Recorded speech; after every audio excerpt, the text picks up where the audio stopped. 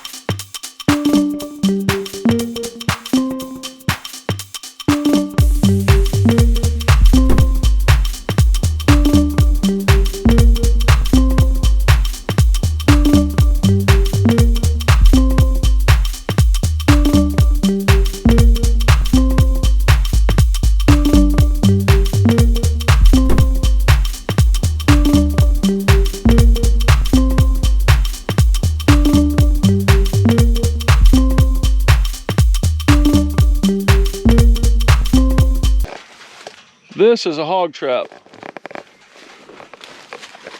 Yesterday, one of our hunters caught 5 hogs out here in this trap.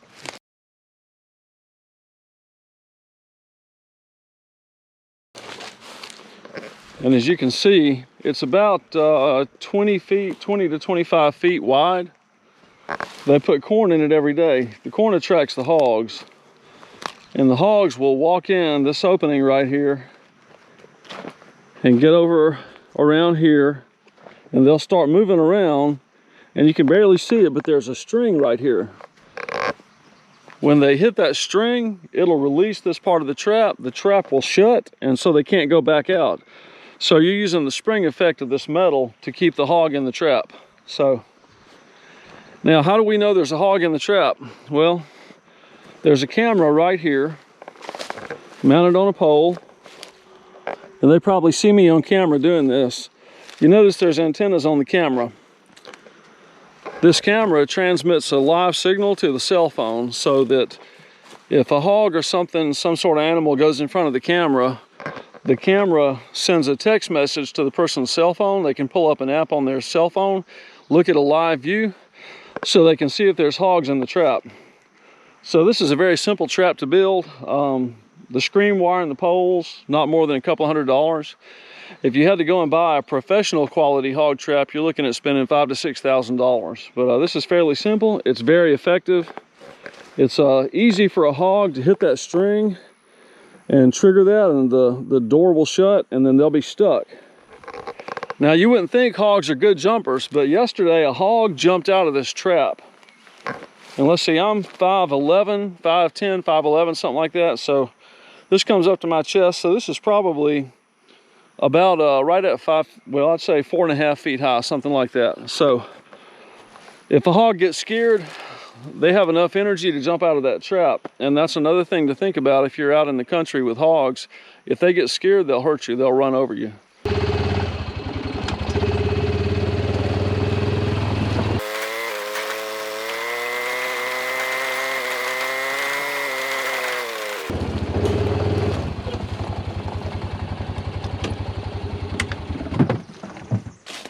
Okay, you see this thing? This is also a hog trap, but it's not a very effective hog trap. it's about 3 feet high. And the whole idea is a hog will go in and will step on something right inside the door. The door will slam shut behind them. They'll be stuck. But as far as I know, no one has ever caught a hog in this trap. And I think it's because it's too bulky and maybe there's too much metal. Maybe they can see it and it just looks scary. I don't know. Anyhow, nobody's ever caught a hog in there.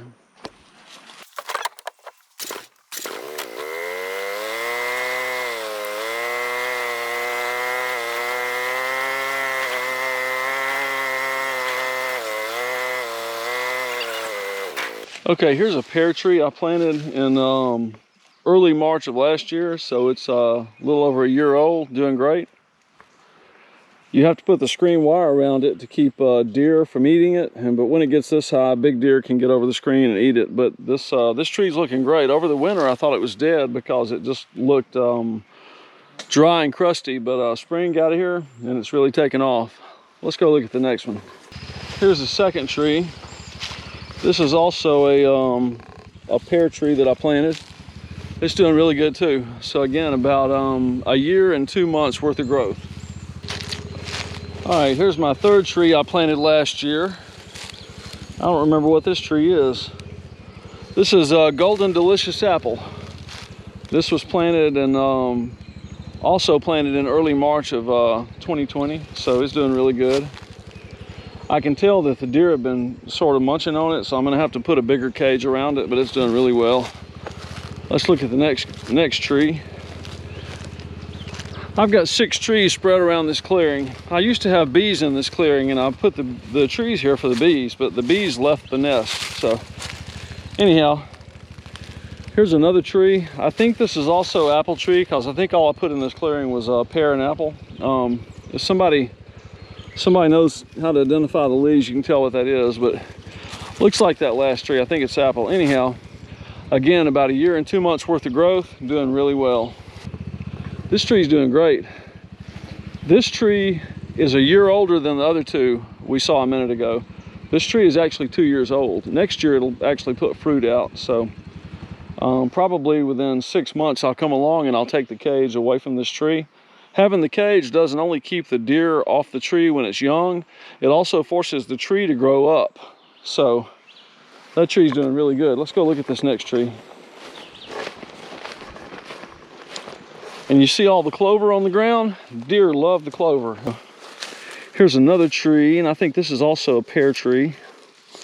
Let's see what this is. This is a flowering pear tree. And it's doing really good. And this tree is a year old, about a year and 2 months old. So it's doing really nice. You can't hear it on video, but if you're real quiet, you can hear bees everywhere. The whole field is alive with bees. They're on all this clover. Bees will eat this clover and they'll make honey that's so clear it looks like water. Beautiful honey.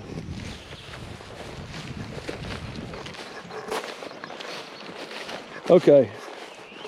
Time to go plant the crabapple tree. You hear the bees? A little bit. They're everywhere. I think my bees that left the hive are somewhere close by in the woods.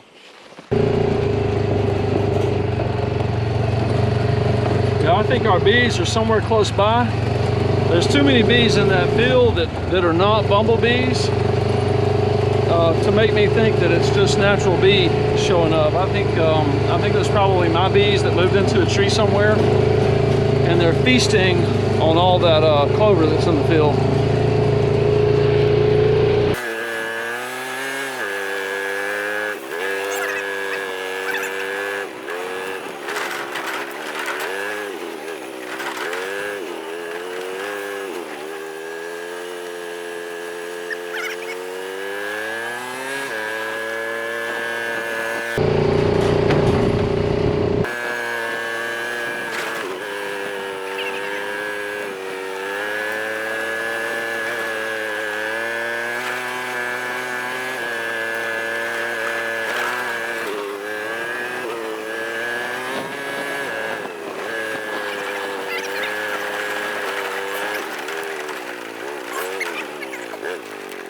Okay, so let's find a good place for the crabapple tree.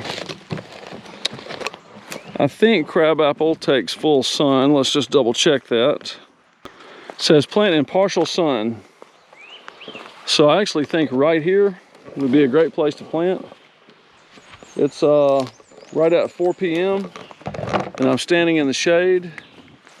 So I think this would be a good place though. So I know that most of the day the sun is on this field, which will give it about 8 hours of sun per day, 8 to 10 hours. And yeah, I think right here would be good. So let's get going.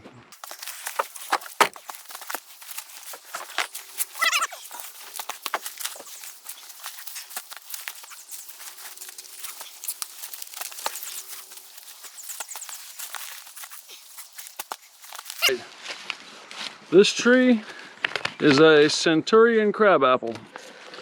And the way you want to do this is to dig a hole that's about twice the width of the pot and a little bit deeper than the bottom of the pot. And this part of the tree right here is called the crown. You want to put your dirt right up to the crown.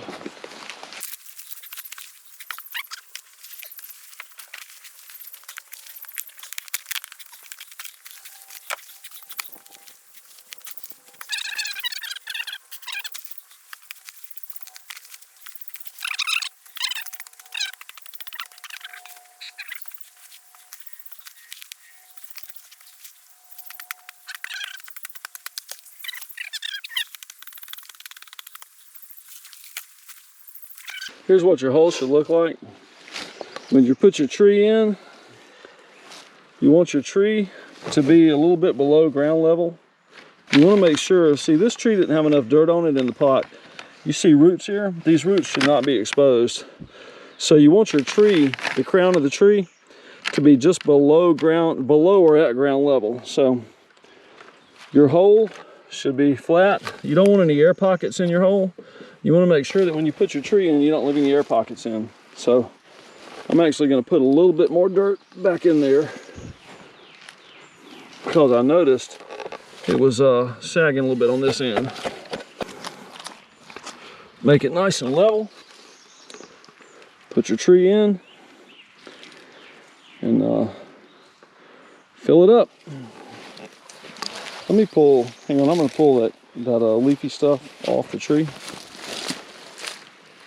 I don't know what that is. That was a freebie when we bought the tree. All right, go ahead.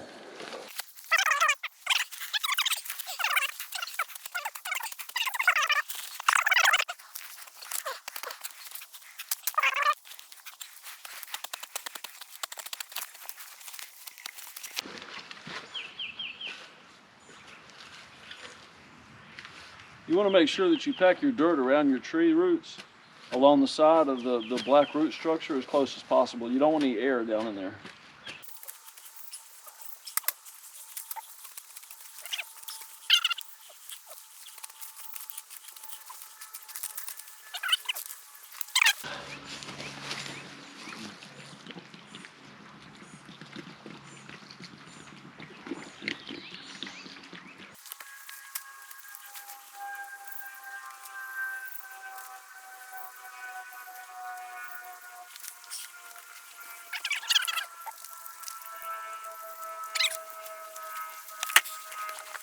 Part of that. 2 years ago we planted a bunch of trees and my friend who was with me went back later with an empty radiator coolant jug. What is that? Antifreeze. Empty antifreeze jug full of water and was going to water my trees. It killed the 4 trees we planted. You can't wash out an antifreeze jug enough to make sure all the chemicals out of it. Don't use that. This is a tea jug I'm using. So don't use a jug to water your trees. If it's had any sort of chemical in it, it'll kill your tree.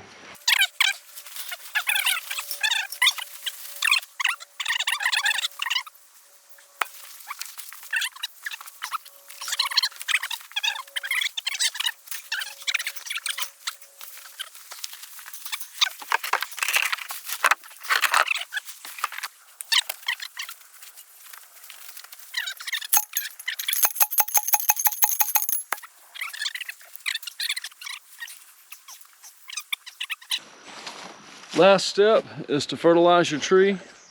I got some fertilizer here. This is a generic all-purpose fertilizer. You can use it on flowering bushes, trees, vegetables. Don't over-fertilize, that's important. I have killed a lot of trees by over-fertilizing. And you don't want to hold this stuff in your hands. If you get it on your hands, make sure you wash your hands off.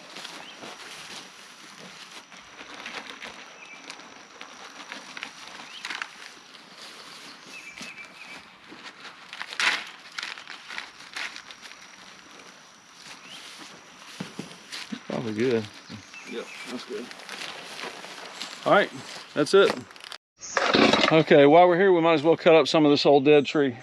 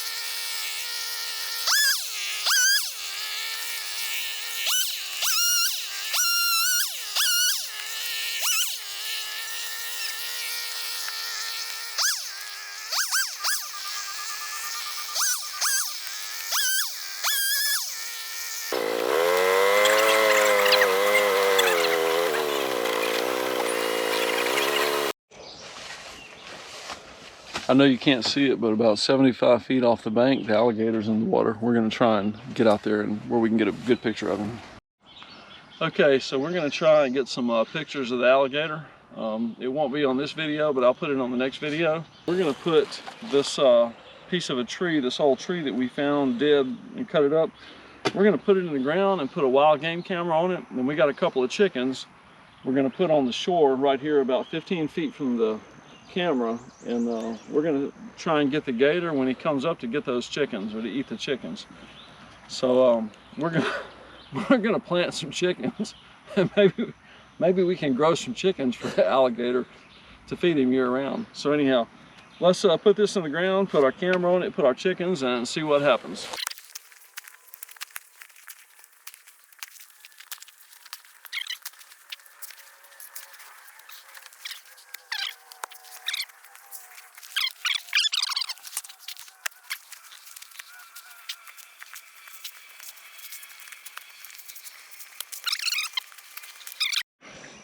Okay, we got our pole set in the ground. So what we're gonna do now is put these two wild game cameras up facing different directions. One's gonna face that way, one's gonna face that way. These are set up to take video, and they even get video at night. So whichever way the alligator comes out of the water, we should get him on video if we're lucky. So let's put these on the pole. Okay, here's our chickens, here's our cameras. We have one camera pointed that way, so we're gonna put one chicken in the field of view of the camera about 10 to 15 feet away. One camera's pointed that way, which I think is where the alligator comes on shore most of the time. So the other chicken is gonna go right over there. So we're gonna set them out there for about a week. We'll come back, check them next weekend, and see what we have. Okay, so let's see. Over here, we're about 15 feet away. There we go. Okay, let's open it up. Now I don't expect the alligator to come up immediately.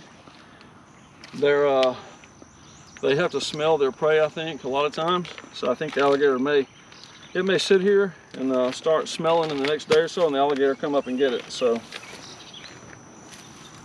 be brave, Mr. Chicken. All right. All right, come on, buddy. Okay, so the other camera's pointing this way. Put this guy right here.